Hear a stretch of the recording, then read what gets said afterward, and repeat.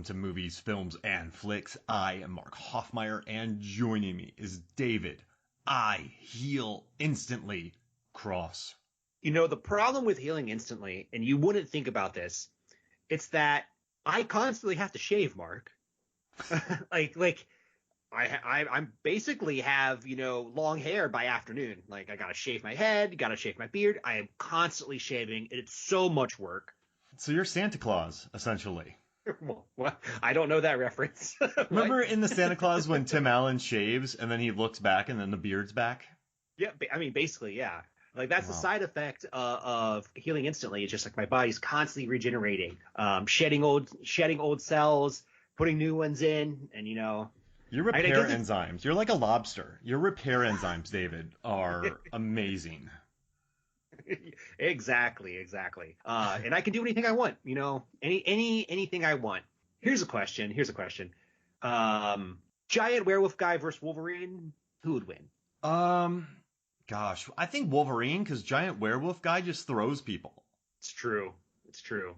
And he just throws people. That's it. His move, Quint's move, is to throw people far distances.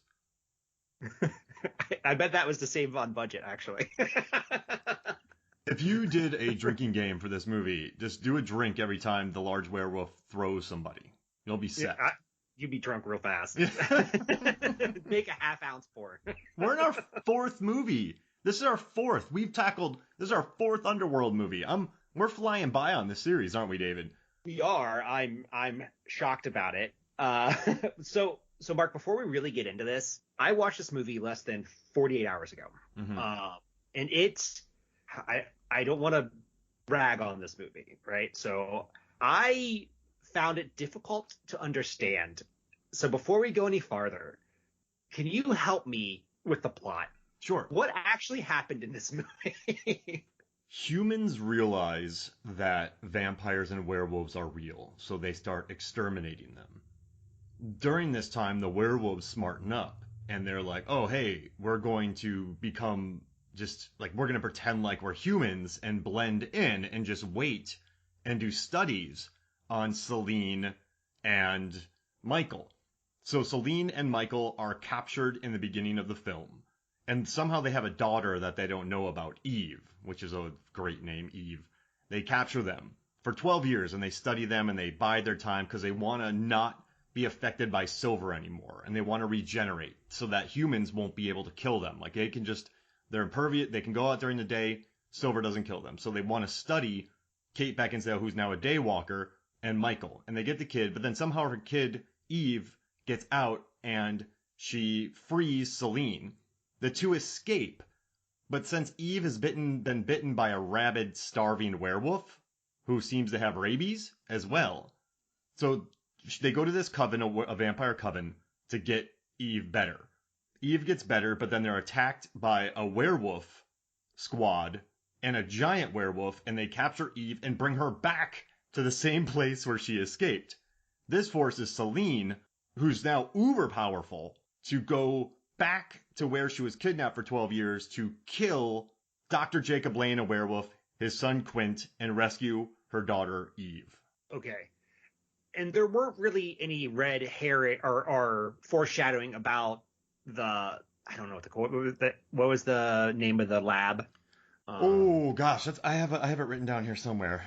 But something with an A. Yeah. But there wasn't really any foreshadowing that they were actually werewolves, right? No, because in the beginning, when she tears up the guards, they are human. There's human guards, and then later on they seem to be werewolf guards. Okay. So in the beginning, we don't learn. So we think that they're just doing tests on people, like they're humans studying them. But once we learn that Quint is his son and he kills the doctor, then we're like, oh, okay, that they're werewolves. And you know what's crazy, David, is that these werewolves have been pushed to the brink of extinction via a mass cleansing by the humans. The werewolves are trying to survive. They are just trying to find ways to not be persecuted by the humans anymore. Celine escapes and comes back and just destroys them. So It's like, work together. You both are being exterminated. Like I'm so glad you brought that like, up. That's the one thing that I kept thinking about this whole movie. I'm like, okay, yes, Dr. Jacob Lane is doing studies on Celine and Michael and Eve, but his entire race of lichens have been murdered. So you're kind of thinking to yourself, guys, 98% of your population has been destroyed. You just killed about another 1% of your total group. Like, just work together. Like, just, you know what? Like, the enemy of my enemy is my friend. So werewolves, like, listen, we could either die against these billions of humans, or we can become powerful again, and then we can start our fight back up. Like, you and I, we hate each other, David. But we're the last two Highlanders left. And we're like, oh, crap. So we should team up, build up our numbers again, and then fight after we've secured ourselves. But yeah, this is I listened to the commentary of this movie, and they said that they wanted this film the first 10 minutes to be nothing but action, to just not let you take a breath. But I hate to say this, and I think sometimes people lean in on this a little too easily, but this is a movie that is very hard to understand.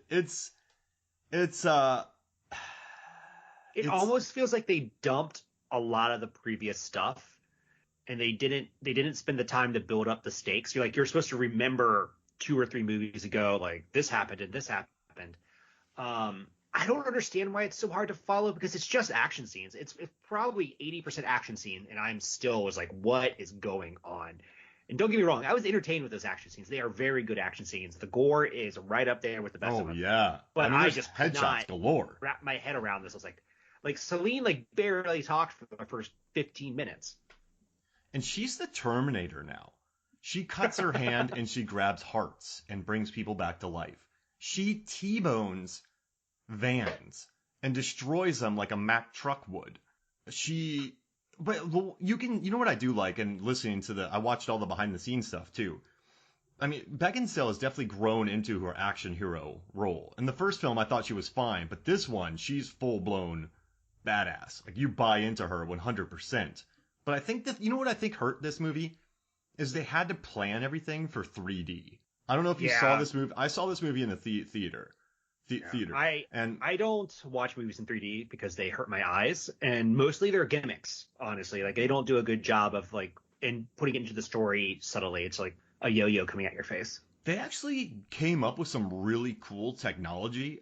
So they shot with a red camera. They occasionally shot at 120 frames per second. It was the first red camera to have 3D technology. So they actually pushed HD filmmaking forward by making this movie, which I think should be applauded, but it really hinders the flow of the action because you got to place them at different spots. You got to film them twice. Like, for every 3D scene, they had to do the action twice. So there's not the action's never free flowing. It's Celine running towards the camera with cars being flomped up in the air. It's Celine being thrown towards the camera. So there's not much, there's a whip being used in this for 3D. So they had to write everything around it. And it just doesn't feel this does not feel like a Underworld to me, because the prior 3 have been so rich in backstory and world building and different factions and bloodlines. I mean, just wildly overloaded. This one is just bare knuckle, start in one location, go to another location, go back to that location. And this is crazy because this is the one with the biggest budget. By far. This had a $70 million budget. Oh. Yeah, $70 million. They built more sets in this one than 2 and 3 combined. But it doesn't feel like that. This doesn't look like a $70 million movie to me. It looks like a Canadian movie. They filmed it in Quebec on the backlot. Yeah, Vancouver. Yeah, they filmed it in Vancouver. And I just don't... It does not look like a set. I think the first one... and its $22 million budget looks light years better than this one, which has 3 times its budget. It's just, I mean, listen, I have fun with it though. So Megan and I were watching this, David, and we just went, an hour goes by, and Megan's like, nothing really has happened so far. And And she's like, what is the last 20 minutes? I mean, this is also a beautiful movie because it's 80 minutes, right? It's 80 something minutes. It's 89 with the credit or without the credits, so it's probably like an 85-minute movie. Yeah, and 85 minutes, it's beautiful. But nothing, there's nothing that happens that furthers the story at all. No, like there's no drama, right? Like you're supposed to care about Eve, but you just met her. So like it's hard to care about her.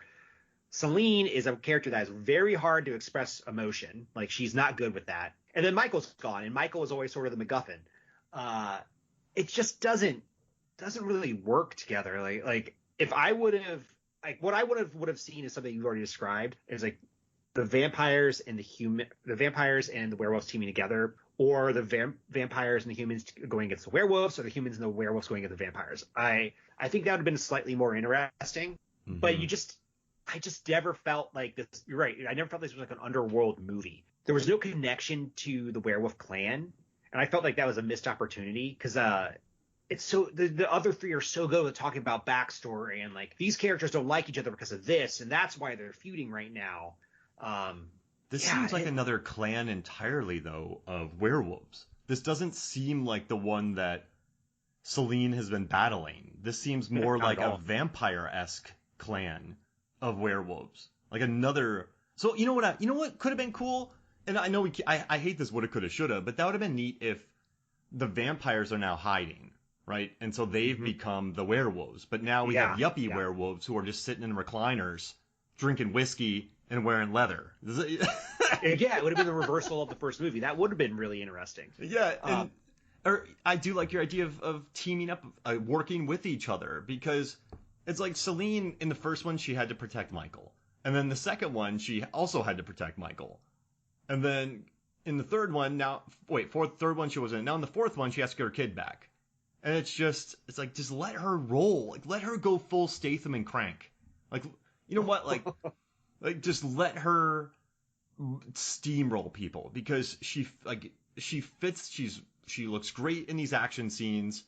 The way she doesn't blink when she shoots the squibs, and you have to do like in 3D in slow motion. Her not blinking when she fires guns is like really cool neat of an actor to do.